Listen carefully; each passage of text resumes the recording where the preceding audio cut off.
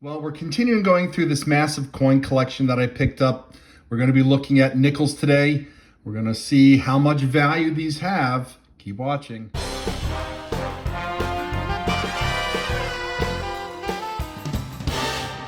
Hey collectors, thanks for watching. I'm the collector of coins, and as I said in the intro, we're continuing to go through this massive coin collection that I picked up.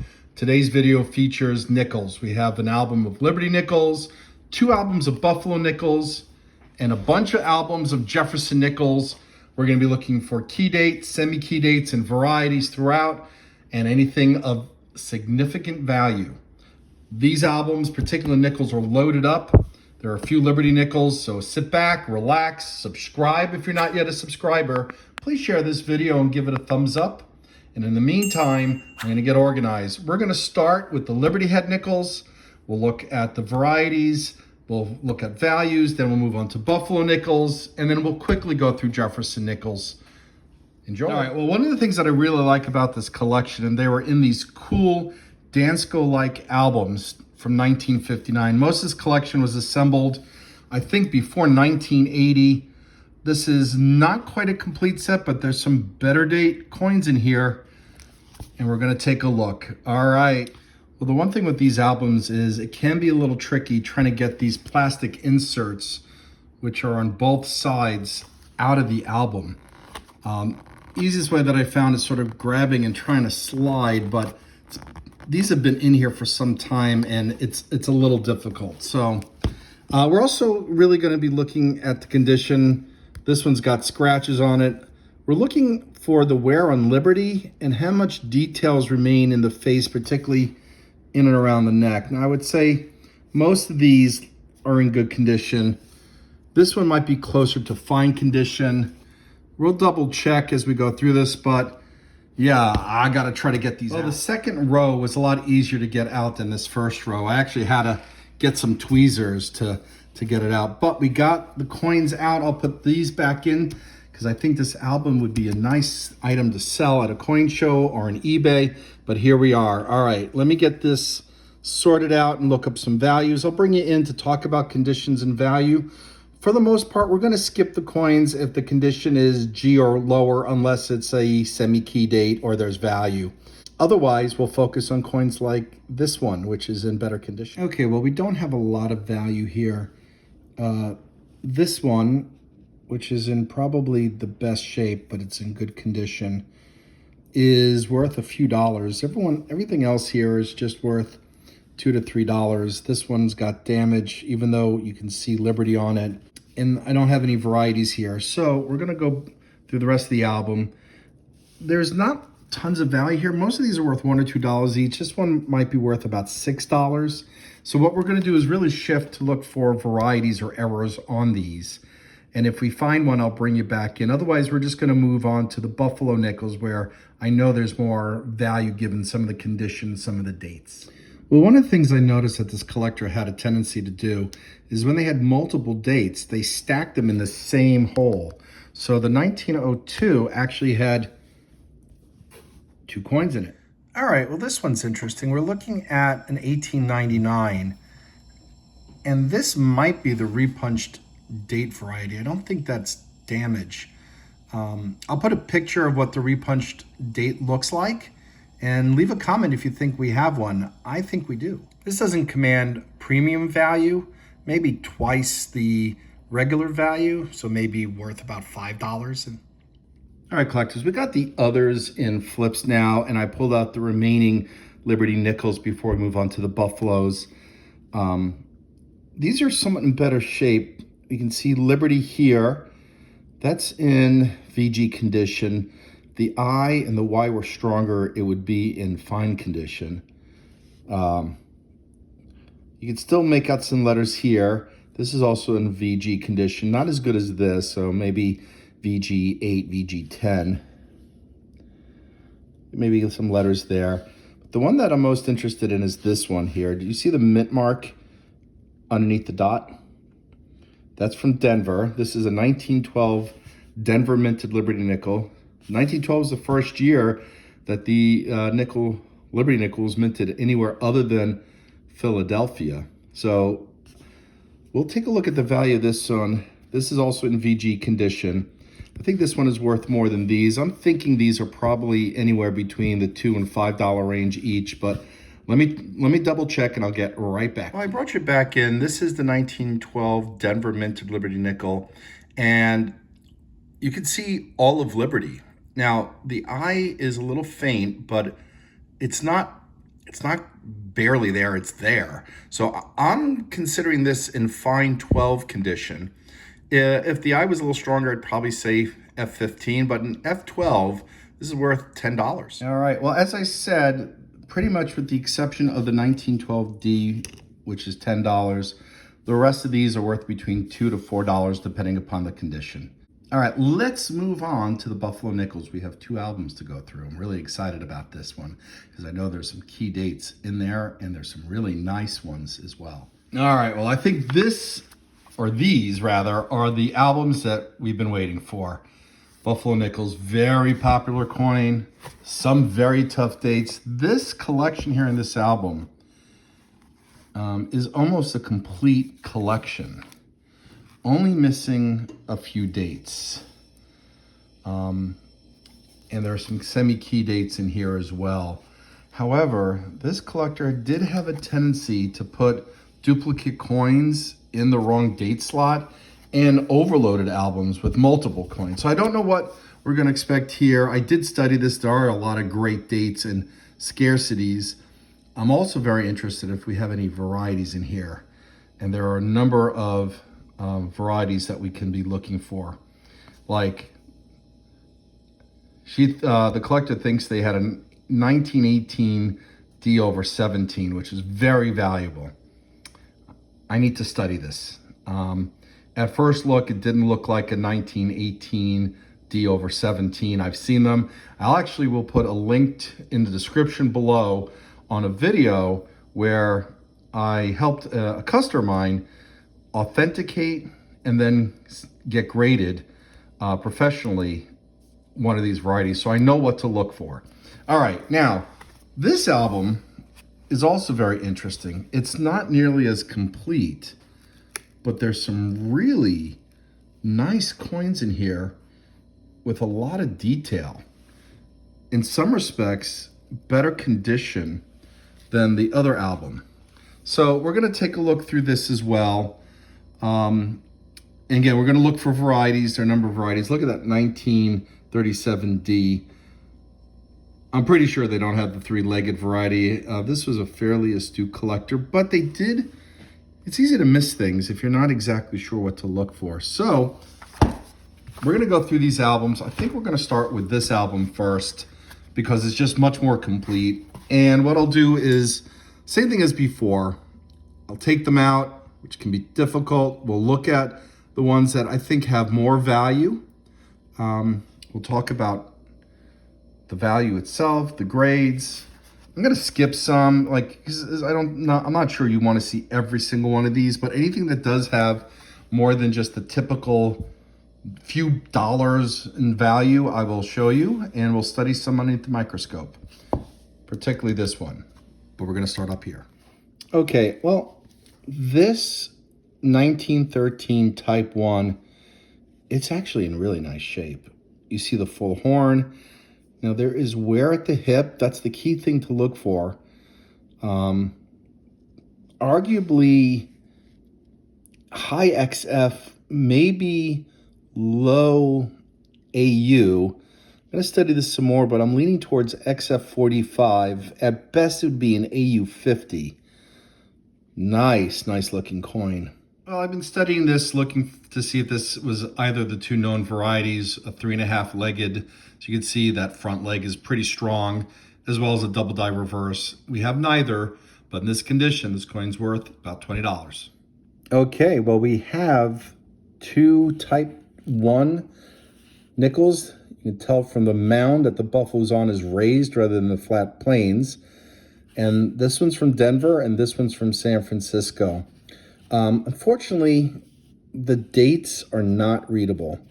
So even though you can kind of make out a little bit of the outline of the date, we only know what these coins are because of the reverse. And so unfortunately, these are in AG condition. they were in better condition, the value would be double what I'm about to say. But this is like an $8 or $9 coin, and that's about a $20 coin. All right, and to my point earlier, I just pulled this 1913 out of the slot that said Type 2. This is a Type 1 because of the raised mound. However, this is in better shape than the first one that you saw. This is in AU condition. There's slight wear on the hip. This is in pretty high AU condition. Probably, I would say, AU 55 at least. And, you know, we'll look for the double die variety on the reverse one more time. I'll only bring you in if we have it. And this one's worth, I'd say, around $25. Well, as I was flipping this up, I noticed that we have a slight die rotation. So that adds a little more value. Maybe another $5, $10. Thought you'd like to see that. Well, I'll be pulling you guys in to see the early dates, anything basically earlier than 1924, particularly from the Denver and San Francisco Mint, carries a bit of a premium. They're in demand, low mintage. This is a nice 1914 San Francisco minted Buffalo. You can see the mint there. I did put underneath the microscope. That is definitely an S. It's worth about $35 in this condition. We're going to move forward. All right, once again, we're looking at an early teens Buffalo nickel from San Francisco. This is minted in 1915. G6, you can see the complete date. Almost VG, you can see a little bit of the corner of the horn, but not enough, and worth $50. So we got a really nice looking 1916 in AU condition. I was tempted to send it out for grading, but I don't think it is worth it because this is it's worth $30 in my opinion. It's AU. It's got some wear though on the hip and tail. If it was worth maybe over 3 times the grading fee, I would send it in. Plus, given the shine, possible that this might have been cleaned a long time ago. All right, well, we have 1916 Denver and San Francisco here. You can see the values. But I brought you in to look at this one. This is also 1916 San Francisco. However, sorry for moving around on you. It looks like it's been treated like with Nicodate. Now, this collection was assembled decades ago, so I'm wondering if something similar to Nicodate was used. The damage on it is a little bit different than what I recognize Nicodate doing, and they seem to have used an awful lot of it, given the area that's affected. This is probably worth about $4 or $5 because it is a hard date to find. All right, well, we're getting near the end of the ones that have more value. We got 1917 DNS, Denver and San Francisco. G6, another acid treated, I'm going to just call it Nicodate treated coin. This one's worth $20. This one I'm pricing or valuing at an AG condition because of the Nicodate. Still worth $10. It's a tough date, and most collectors need it for their album. Okay, well, we finally reached the 1918D that are in this album. There are 2 of them. This one was not in the slot listed for the 18/7. I looked at it anyway, and just to show you, let's see if we can find the date here. That's pretty straightforward. The 7 would basically make this one look like a D. And then the other telltale signs is that initial would look like a P. It doesn't, in my opinion. And then there'd be a die crack through the braid, which I'm not seeing. So this looks like a regular 1918. I'll grab the other one. Now this was in the 18/7 slot. And all right, so oops, busy knocking things around here. You know, in this condition, it's awfully tough to tell. Yes, this is collapsed in, but I don't think this is the 7. You know, you would kind of see a line somewhat covering this as well. That F for Fraser, the designer, is very clear, and I'm not seeing die cracks, just scratches in the ribbon. So I think we got a regular 1918D, but still worth some value, $25. These are about in the same condition, so about $25 each. All right, well, as we move up in time, we have 1919 here. This is out of Philadelphia. It's in good condition. This one's out of Denver. It's worth $20. And this is what I was talking about in terms of the mintages here, or the mints that produce them. $3, $20, same condition, same year, tougher variety to find, or I guess tougher issue. All right, we're heading to 1920. All right, and now we're looking at what is most likely the most valuable coin from the album. This is a 1921 San Francisco minted semi-key date, but very desirable buffalo nickel, worth in this condition around $55. All right, well, we're getting to the tail end of the era where the coins minted from Denver and San Francisco in the Buffalo series have a little more premium value. This is in fine 12 condition. It's really nice shape. You can even see some of the horn, although it is worn. Worth $25.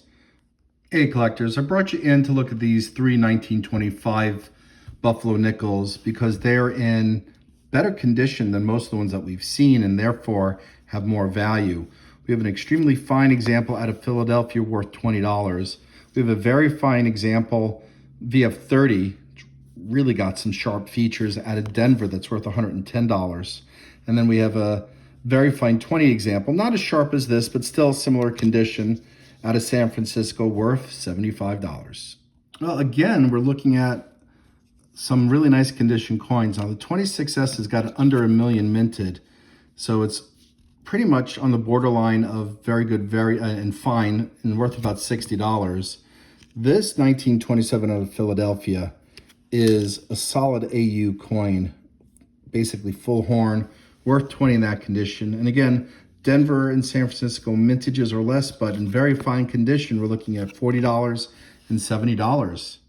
Collectors, we've reached the last page of this album where these generally only run around a few dollars a piece unless they're in high-end uncirculated condition, of which I really only see one that is, which is this 1937 out of Philadelphia. Even though this one, which I think was the 36, was in great shape. Oh, that one might be uncirculated as well. I'm not seeing wear on the hip. This one is in much better condition. Again, I'm not sure they're commanding a premium, probably the $20, $30 range for the uncirculated. I'll confirm that, and if it's different, I'll let you know. And we'll look for the D over D variety. I'll only bring you back in to see if the value is different than what I said and or if there's varieties. Otherwise, we're going to wrap this up. We also have some fillers in here. 1914. We got a 1913 here. I confirmed that by looking at the mound. So we've already visited those coins. Otherwise, we'll wrap this up and I'll bring you back for the wrap up. All right, we're still going through that set here, but wanted to show you this AU53 1929 out of San Francisco. Look at the amount of horn that's showing. It's in great shape, worth $25. All right, well, it's a new day. As you can see with this, how the light is casting in here, I actually had to put down what I was doing when I was last filming. But as I promised, here's a bit of a wrap up. And of course, I forgot the fact that there's another Buffalo Nickel album. So this is not the wrap up. This is just a recap of the two nicest condition coins from that last page in that album. 1936 MS62, maybe worth $2. This 1937, which I'm attributing at MS65, there are no impairments. Let's see if we can get that in focus. There is nowhere. It is spectacular. It's worth $50. All right, we're going to get into this next album. Again, I'm going to keep it very simple. I'm not going to bore you with every coin. I'll just show you the ones that are in the best shape and or a variety and or best value. And then we'll do the wrap up. We'll save the Jefferson nickels for another time. Okay, well, from the first page of the album, this is really the nicest one that came out and the one with the most value. It's a 1913 Type 1, another one, AU55. Look at that horn, really nice, worth $27. We went through the remaining pages and these four stood out, so we'll end this video with these four. We got a 1918S in good condition, worth $20. A 1921 in extremely fine condition, that's worth 60. That's a really nice coin. We got a 1925 also in extremely fine condition worth 20. And then we end this video with a 1929 in AU condition worth $20. Not sure why I wrote that upside down. Well, collectors, thanks for watching. I appreciate your support. Please remember to like this video. And as always, happy collecting.